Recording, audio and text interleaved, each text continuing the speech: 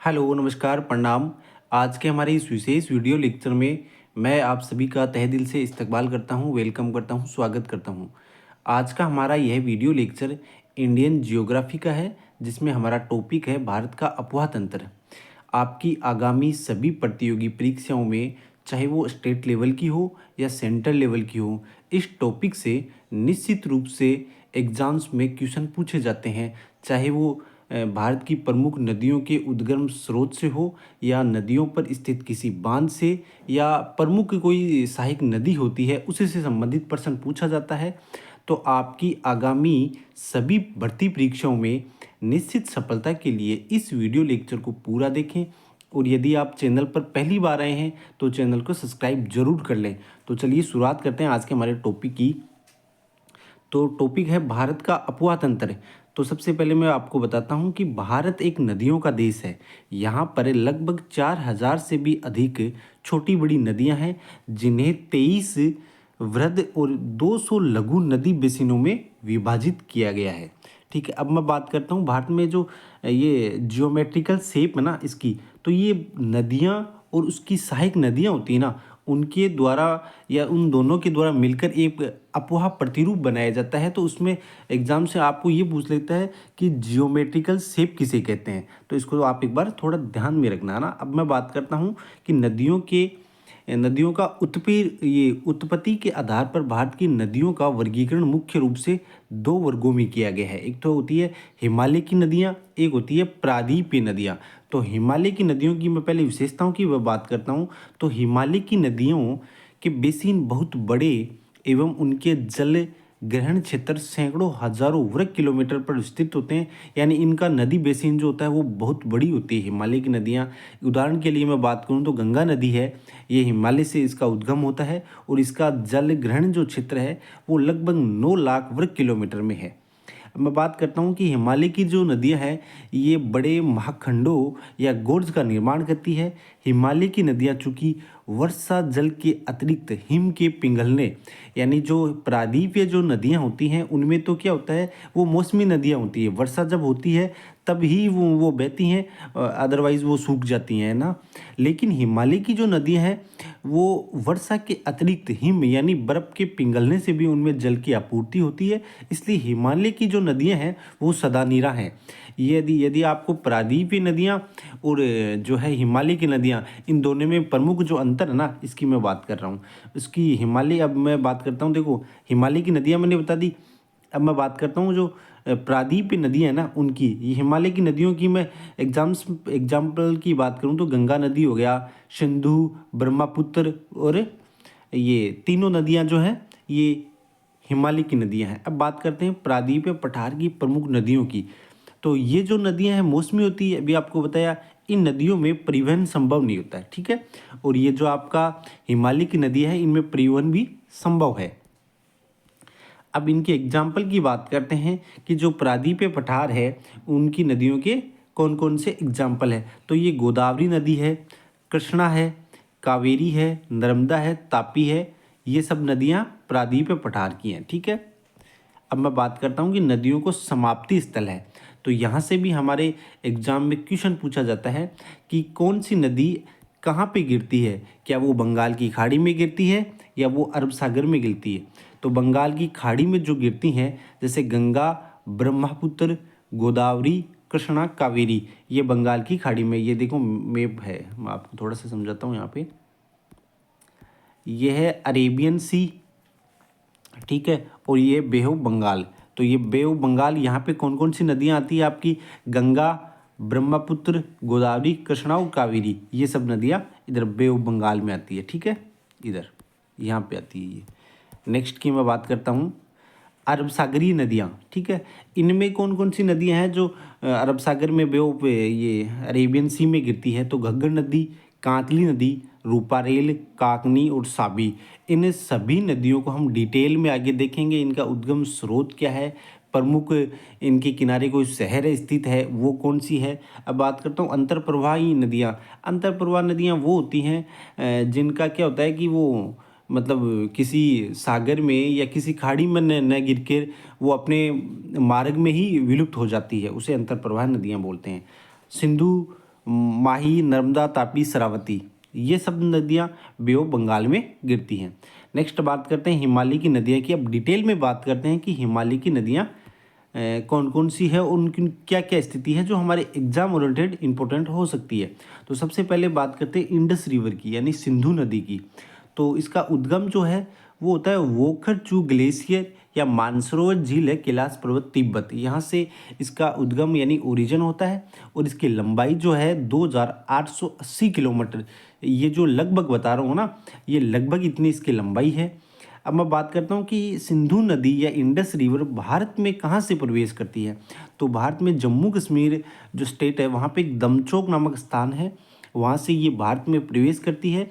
और ये प्रमुख रूप से ये जो नदी है ना, ये पाकिस्तान में बहती है। ये आप थोड़ा सा ध्यान रखो, मिठानकोट इधर है ना, यहाँ से ये दमचोक जम्मू से आपको इंडिया में प्रवेश करती है। और पाकिस्तान में सीमा में, मतलब देखो मैप से आपको मैं समझाता हूँ ना। हाँ, ये देखो जैसे हम मैप लेते हैं, यहाँ सपोज कीजिएगा ये आपका कैलाश मानसरोवर हो गया, कैलाश पर्वत है ना, यहाँ से ये नदी आती है और ये दमचोक यहाँ से प्रवेश किया इसने। और यहाँ ये जम्मू कश्मीर में प्रवेश किया यहाँ पे दमचोक नामक स्थान से, और यहाँ से फिर वापस एग्जिट हो जाती है। तो ये जो स्थान है ना, ये है चिल्लास। क्या है? चिल्लास से वापस एग्जिट इधर पाकिस्तान में आ जाती है, इस प्रकार से अरेबियन सी में। ठीक है, आगे बात करता हूँ, देखो इसको डिटेल में समझाता हूँ। भारत में जो प्रवेश करती है वो दमचोक जम्मू कश्मीर से करती है, और पाकिस्तान की सीमा में प्रवेश करती है चिल्लास जम्मू कश्मीर से, यानी ये एग्जिट पॉइंट हो जाता है यहाँ से भारत से इस नदी का। ठीक है, इस नदी को पाकिस्तान की लाइफ लाइन भी कहते हैं। कौन सी नदी को? तो सिंधु नदी को। आपको सिंधु जो जल समझौता है भारत और पाकिस्तान के बीच में 1960 में हुआ है, प्रधानमंत्री भारत के पंडित नेहरू और उधर से अयूब खान जो हैं उनके बीच में, उसको भी मैं डिटेल में बताऊंगा ना।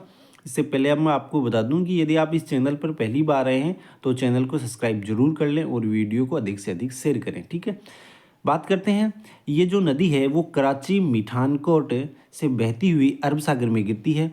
तो अभी मैंने पहले बात की थी कि समाप्ति स्थल से भी हमको पूछता है एग्जाम्स में कि कौन सी नदी कहाँ पे समाप्त होती है। तो ये जो देखो अभी मैंने बताया ना, ये इस प्रकार से ये तिब्बत से निकलती है, यहाँ दमचोक में जम्मू कश्मीर में प्रवेश करती है, और दमचोक में फिर यहाँ जम्मू कश्मीर में बहते हुए, और यहाँ चिल्लास नामक स्थान है, चिल्लास से वापस चिल्लाते हुए ये इधर अरेबियन सी यानी मिठानकोट कराची इधर आ जाती है। ठीक है, इधर गिर जाती है। इस प्रकार से इस मैप को आप समझो ना।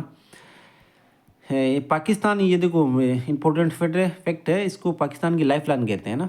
आगे बात करते हैं इसका, सिंधु जल समझौता आ गया। देखो ये समझौता है 1960 में हुआ था। सिंधु, ये कुल जो सिंधु नदी है इंडस रिवर, ये 6 बेसिन है इसकी प्रमुख ये नदियां हैं, यहाँ पे 6 नदियां हैं। तो इसमें क्या है, कुल 3 नदियों को विभाजित किया गया है। इस वर्ल्ड बैंक जो ये समझौता करवाया था इसमें प्रमुख भूमिका थी उसकी। तो इस बेसिन में क्या है कि 3 नदियों का तो भारत उपयोग करेगा पानी का प्रतिबंधित, और 3 नदियों का करेगा पाकिस्तान। अब कौन सी 3 नदियां हैं जिनका भारत कर सकता है और कौन सी 3 है उसको देखते हैं हम। तो ये जो समझौता है आपको ये एक तो ये याद रखना है कि ये कब हुआ था, तो 1960 में हुआ था। ठीक है, और सिंधु नदी बेसिन में कुल 6 नदियां हैं। इस समझौते के तहत पूर्व की 3 नदियां कौन सी, रावी, सतलुज, व्यास, इसके जल का उपयोग भारत कर सकता है। वहीं पश्चिम की जो 3 नदियां हैं, सिंधु, चेनाब और झेलम, इसके जल का उपयोग पाकिस्तान कर सकता है। तो ये इसका प्रमुख प्रावधान था। लेकिन भारत के लिए, क्योंकि ये जो नदियां हैं इनका स्रोत भारत की ओर से है, तो इसकी एक दायित्व भी भारत को दिया गया था कि भारत का ये दायित्व होगा कि वह पश्चिम की तीनों नदियों का प्रवाह बाधित न करें। यानी उसका प्रवाह जो है ना नदियों का, जो कि पाकिस्तान को जल का प्रवाह होता है, उनको बाधित न करने का ये भारत का भी दायित्व था। तो इसका मैं निष्कर्ष की बात करूँ ना, पूरे समझौते का जो सिंधु जल समझौता है, तो इसका ये है कि भारत जो है वो 20% जल का उपयोग कर सकता है। ठीक है, ये अब मैं बात करता हूँ सिंधु नदी की प्रमुख जो सहायक नदियाँ कौन कौन सी है, क्योंकि यहाँ से भी एग्जाम्स में अक्सर क्वेश्चन पूछे जाते हैं। तो पहली तो है चिनाब नदी। अभी हमने पहले भी बात की थी, इसका जो जल है वो पाकिस्तान यूज करता है, ठीक है, सिंधु जल समझौते के तहत। इसका पुराना नाम की मैं बात करूं तो ये इसका है अस्किनी। क्या नाम है, आपको पूछ लेता है, अस्किनी। तो यह नदी हिमालय एवं जम्मू कश्मीर में बहकर पाकिस्तान के मिठानकोट नामक स्थान पर बाएं किनारे से, किधर से, बाएं किनारे से सिंधु में मिल जाती है। ये आपको ध्यान रखना है। चिनाब नदी की मैं बात कर रहा हूँ। इस नदी पर देखो एक प्रमुख बांध या परियोजना है जिसे हम सलाल, दुलहस्ती और बुगलिहार कहते हैं। ये 3 प्रमुख इस पर परियोजना है, सलाल, दुलहस्ती और बुगलिहार, ठीक है। ये वीडियो लेक्चर आपकी आगामी सभी भर्ती परीक्षाएं, चाहे वो स्टेट लेवल की हो या सेंट्रल लेवल की हो, सभी एग्जाम्स के लिए उपयोगी है। इसलिए आप चैनल पर पहली बार आए हैं तो चैनल को सब्सक्राइब जरूर कर लें। अब मैं बात करता हूँ, आपको एग्जाम से ये पूछेगा कि सलाल, दुलहस्ती और बुगलिहार ये परियोजनाएं किस नदी पर है, तो ये चिनाब नदी पर है। अब मैं बात करता हूँ झेलम नदी की। तो इसका जो पुराना नाम है वो है वित्सता, ठीक है। और इसका उद्गम जो होता है वो शेषनाग या वेरीनाग, यहाँ से इसका ओरिजिन होता है। किशनगंज इसकी सहायक नदी है, किसकी, झेलम नदी की है, जिसे पाकिस्तान में नीलम कहा जाता है। इस नदी पर उरी व तुलबुल परियोजना है। किस नदी पर कौन सी परियोजना है, ये आपको एक बार ध्यान रखना है। मैं बात करता हूँ रावी नदी की। तो इसका जो पुराना नाम है वो परुष्णी नदी है, और जिसका जो ओरिजिन होता है वो रोहतांग जो पास है, दरा है हिमाचल प्रदेश में, यहाँ से इसका ओरिजिन होता है। इस नदी पर थीन व चमेरा नामक 2 परियोजनाएं स्थित हैं। अब बात करता हूँ व्यास नदी की। तो व्यास नदी का जो ओरिजिन है वो रोहतांग दरा, रोहतांग जो पास है हिमाचल प्रदेश में, यहाँ पे है। और इस नदी पर यानी व्यास नदी पर पोंग व पंडोह नामक 2 बांध बने हुए हैं, ठीक है। ये आपको ध्यान रखना है। सतलज नदी की बात करें तो इसका जो ओरिजिन होता है, उद्गम होता है वो राकसताल झील है मानसरोवर में, यहाँ से इसका ओरिजिन होता है। और सतलुज नदी पर जो प्रमुख बांध है वो है भांकड़ा नागल और नाथपा झाकरी। ये बहुत इंपॉर्टेंट है, आपको इसको ध्यान में रखना है। प्रमुख बांध कौन सा है, तो भांकड़ा नागल बांध है, ठीक है। नेक्स्ट बात करते हैं, नेक्स्ट नदी है हमारी गंगा नदी। तो इसका जो ओरिजिन होता है, उद्गम होता है वो होता है गंगोत्री ग्लेशियर से। तो ये भागीरथी व संतोपत के रूप में वहाँ से निकलती है। और देवप्रयाग नामक स्थान है, यहाँ से क्या होता है, इसको अलकनंदा व भागीरथी ये 2 नदियाँ हैं, इनके मर्ज हो जाती हैं दोनों। तो दोनों आपस में जैसे ही मर्ज होती हैं, इसके बाद में इसको हम गंगा के नाम से जाना जाता है, ठीक है। नदी का जो विस्तार है वो उत्तराखंड, उत्तर प्रदेश, बिहार, झारखंड, पश्चिम बंगाल इन स्टेट्स में है। इस नदी की सबसे लंबी या सबसे अधिक जो लंबाई है वो किस स्टेट में है, ऐसा भी आपको एग्जाम्स में पूछ सकते हैं। तो इसकी सबसे अधिक लंबाई जो है वो उत्तर प्रदेश में है। नेक्स्ट बात करते हैं, यह नदी पश्चिम बंगाल में फरक्का नामक स्थान पर 2 शाखाओं में बंट जाती है। कितनी शाखाओं में बढ़ जाती है, तो ये 2 शाखाओं में बढ़ जाती है। एक शाखा बांग्लादेश में जिसे पद्मा, तथा दूसरी शाखा बंगाल में जिसे हुगली के नाम से जाना जाता है, ठीक है। ये देखो इंपॉर्टेंट चीज़ है यहाँ पे कि ये जो नदी है ना, पश्चिम बंगाल में फरक्का नामक स्थान है कोई पर्टिकुलर, है ना, यहाँ पे क्या 2 शाखाओं में विभक्त हो जाती है। तो एक शाखा तो हो जाती है बांग्लादेश की उधर, जिसे हम पद्मा बोलते हैं, और दूसरी शाखा जो है वो पश्चिम बंगाल में जाती है जिसे हुगली कहते हैं। और हुगली नदी को बंगाल का जो शोक भी कहते हैं, ठीक है, ये आपको ध्यान रखना है ना। हुगली को विश्व की सबसे अधिक विश्वासघाती, ये घाटी नहीं है सॉरी, है ना, यहाँ पे विश्वासघाती है नदी कहते हैं। इसी नदी के तट पर कोलकाता बंदरगाह स्थित है जिसे पूर्व का लंदन कहते हैं। इस नदी का डेल्टा, किस नदी का, जो गंगा नदी है, ये हुगली नदी है, का डेल्टा सुंदरवन के नाम से जाना जाता है ना। इसको आप थोड़ा मिस कर दो। विश्व का सबसे बड़ा डेल्टा इसे ही कहते हैं या माना जाता है। गंगा की प्रमुख सहायक नदी है यमुना नदी, ठीक है। ये आपको याद रखना है कि गंगा की प्रमुख सहायक नदी कौन सी है, तो यमुना नदी है। गंगा की सहायक नदियाँ यमुना, सोन, दामोदर, पुनपुन ये राइट साइड से हैं, यानी दाएं छोर से ये जो नदियाँ हैं प्रमुख सहायक नदियाँ हैं। अब इन नदियों की मैं डिटेल में बात करता हूँ। तो रामगंगा नदी, गोमती, घाघरा, गंडक, कोसी और महानदी ये जो है लेफ़्ट साइड से है। आपको ये जो है एग्ज़ाम्स में हाई लेवल की जो एग्ज़ाम्स होती हैं या आपके उच्च स्तर की जो एग्ज़ाम्स होती हैं वहाँ पे ये पूछता है कि राइट साइड से कौन सी नदी प्रमुख सहायक नदी है या लेफ़्ट साइड से कौन सी सहायक नदी है। तो रामगंगा, गोमती, घाघरा, गंडक, कोसी, महानदा ये जो है लेफ़्ट साइड से है, ठीक है, गंगा की सहायक नदियाँ। मैं बात करता हूँ यमुना नदी की, तो इसका जो उद्गम होता है वो ओरिजिन होता है यमुनोत्री ग्लेशियर उत्तराखंड से, ठीक है। और यमुना की प्रमुख सहायक नदी है चंबल, ठीक है, सिंधकेन, बेतवा और टॉन्स, ये प्रमुख सहायक नदियाँ हैं इसकी। बात करते हैं सोन नदी की, तो ये अमरकंटक जो पठार है यहाँ से इसका ओरिजिन होता है। दामोदर नदी की बात करें तो इसका जो ओरिजिन होता है वो है छोटा नागपुर का पठार से। तो एग्ज़ाम्स में आपको देखो बेसिकली यही पूछा जाता है कि या तो नदी के संदर्भ में आपको प्रमुख सहायक नदियाँ पूछ लेते हैं, या ओरिजिन पूछ लेता है, या उसका विस्तार क्षेत्र पूछ लेता है, या उससे संबंधित कोई जिले हैं वो पूछ लेते हैं एग्ज़ाम्स में। तो या उसका प्रवाह क्षेत्र जो होता है ना वो एग्ज़ाम्स में ऐसे पूछ लेता है। तो आपको क्या करना है, इस वीडियो लेक्चर को एक दो बार रिविज़न करना है, केवल एयरफोन लगा के सुनना है। केवल सुनने मात्र से ही आपको पूरा मतलब कंटेंट ना वो दिमाग में सेट हो जाएगा। तो दामोदर जो नदी है इसकी बात करते हैं तो इसका ओरिजिन है छोटा नागपुर का पठार से। इसका प्रवाह क्षेत्र जो है वो पाठ जो है वो प्रतिष्ठा कहलाता है। और रामगंगा नदी की बात करें तो इसका ओरिजिन जो उत्तराखंड के गढ़वाल जिला है वहाँ की शिवालिक की पहाड़ियों से इसका ओरिजिन होता है। गोमती नदी की बात करें तो इसका ओरिजिन उत्तराखंड में हिमालय की पहाड़ियों से होता है। और इसके किनारे जो है गोमती नदी के एक प्रसिद्ध शहर है जिसका नाम है लखनऊ, ठीक है। अब मैं बात करता हूँ घाघरा नदी की, तो इसका जो है उद्गम मापचा चुंगो ग्लेशियर तिब्बत से होता है, ठीक है, इसको आप ध्यान रखो।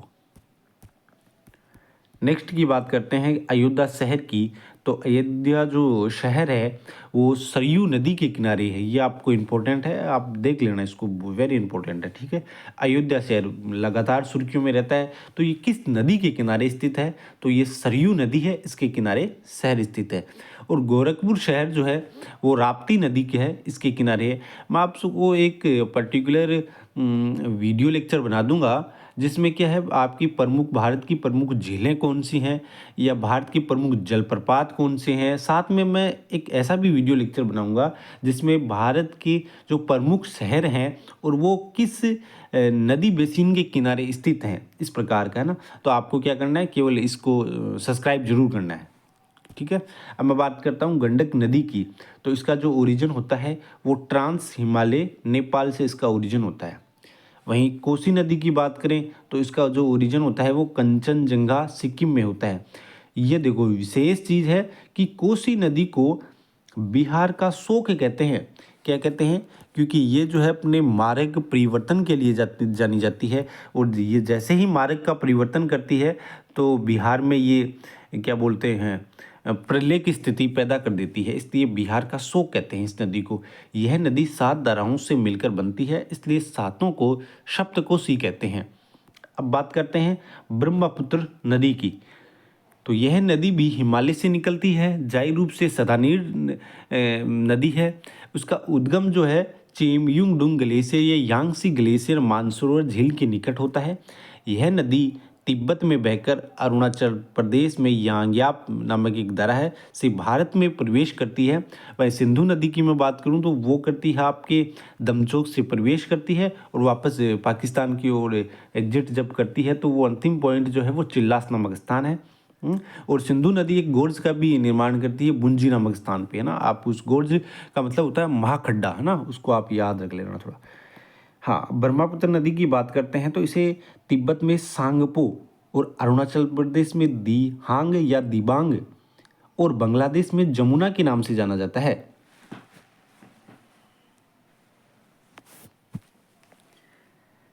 इसे, हाँ ये तो हमने देख लिया। भारत का दूसरा जो जल मार्ग है सादिया से ध्रुवी, यह ब्रह्मपुत्र नदी पर ही है, ठीक है। हाँ, फर्स्ट जो waterway, first India's first national waterway Allahabad to Haldia जो है वो गंगा रिवर पे है। तो ये आपको दोनों ही याद रखना है कि जो दूसरा है वो तो है ब्रह्मपुत्र नदी पर, ठीक है। और ये कहाँ से है, तो ये है आपके सादिया से ध्रुवी के बीच में। और इंडिया का जो फर्स्ट नेशनल वाटरवे है वो है इलाहाबाद से हल्दिया के बीच में। और रिवर कौन सी है, तो गंगा रिवर है, ठीक है, ये आप देख लेना थोड़ा। विश्व का सबसे बड़ा नदी जो द्वीप है वो माजुली द्वीप है, जो कि असम में है। और यहाँ पे जो है प्रमुख जनजातियाँ रहती हैं, तो उन जनजातियों के कौन कौन से नाम है, मिसी, देवरी, कचारी और अहोम जनजाति है, ये निवास करती है यहाँ पे। अब मैं मेघना नदी की बात करूँ तो ये मणिपुर में है। और मणिपुर में इसे बराक और असम में इसे सूरमा के नाम से जाना जाता है।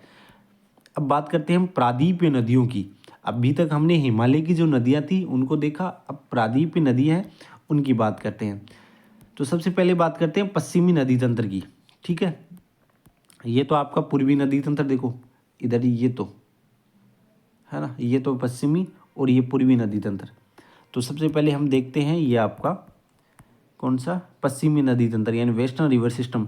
इसमें कौन कौन सी नदियां हैं, तो साबरमती, माही, नर्मदा, तापी, मांडवी, जूरी, शरावती, भरतपुंजा। ये जो है पश्चिमी नदी तंत्र है ना, ये बेल्ट, ये देखो यहाँ पे इस बेल्ट की बात कर रहा हूँ। उसके बाद में इस बेल्ट की बात करेंगे। अभी हमने यहाँ की जो पूर्व की नदियाँ हैं, हिमालय की नदियाँ, उनकी बात की थी, ठीक है। हाँ, पूर्वी नदी जो तंत्र है या ईस्टर्न रिवर सिस्टम है ना, इसमें कौन कौन सी नदी है, तो गोदावरी, महानदी, कृष्णा, कावेरी और स्वर्णरेखा, ये नदियाँ हैं। देखो इधर मैं आपको दिखाता हूँ, ये बेल्ट वाला, ठीक है। नेक्स्ट, अब नर्मदा नदी की बात करते हैं सबसे पहले हम, है ना। तो ये पश्चिमी नदी तंत्र की बात कर रहे हैं। तो नर्मदा, इसका जो उद्गम ओरिजिन होता है वो अमरकंटक हिल्स मध्य प्रदेश से इसका ओरिजिन होता है। तो यह नदी विंध्याचल व सतपुड़ा की भ्रंश घाटी के मध्य बहते हुए अरब सागर में गिरती है, यानी अरेबियन सी में गिरती है। और इस दौरान यह 27 किलोमीटर के ज्वार नदमुख का निर्माण भी करती है। इसको चीज़ को अभी आप ध्यान में रखना। तो ये पहले मैं आपको बता देता हूँ कि ये ज्वार नदमुख क्या होता है। तो ये लंबी संकरी जो एक घाटी बनाई जाती है इस नदी के द्वारा, ये इसकी क्या गति बहुत तेज़ होती है इसके लिए, है ना, गति अधिक होने पर। और गति कम होने पर जो निर्माण होता है उसका होता है डेल्टा का निर्माण, जो कि सिंधु नदी के द्वारा जो वेस्ट बंगाल है वहाँ पे किया जाता है। जो गति जब तेज़ होती है तो उसके द्वारा ये ज्वार नदमुख का निर्माण किया जाता है। इस नदी के किनारे, कौन सी नदी के, नर्मदा नदी के किनारे एक शहर स्थित है गुजरात का, भड़ोच नामक, ठीक है। इसको अभी आप याद रख लेना। जो सिंधु घाटी सभ्यता है ना, उसमें भी इसका प्रमुख स्थान था इस शहर का। जबलपुर की मैं बात करूं तो ये भी मध्य प्रदेश में है और इसी के किनारे है। वहीं अब बात करते हैं तापी नदी की। तो इसका जो ओरिजिन है, उद्गम, वो बैतूल का पठार मध्य प्रदेश से होता है।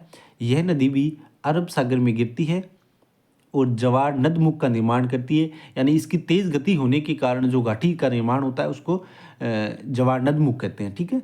इस नदी के किनारे गुजरात का प्रसिद्ध शहर तापी नदी के सूरत स्थित है।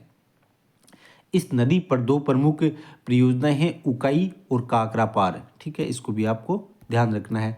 बात करते हैं मांडवी व जवेरी नदी, तो इनका संबंध आपके गोवा से है। अब बात करता हूँ शरावती नदी की। तो इसका जो उद्गम है वो शिमोगा हिल्स कर्नाटक में होता है। यह नदी भी अरब सागर में गिरती है, ठीक है।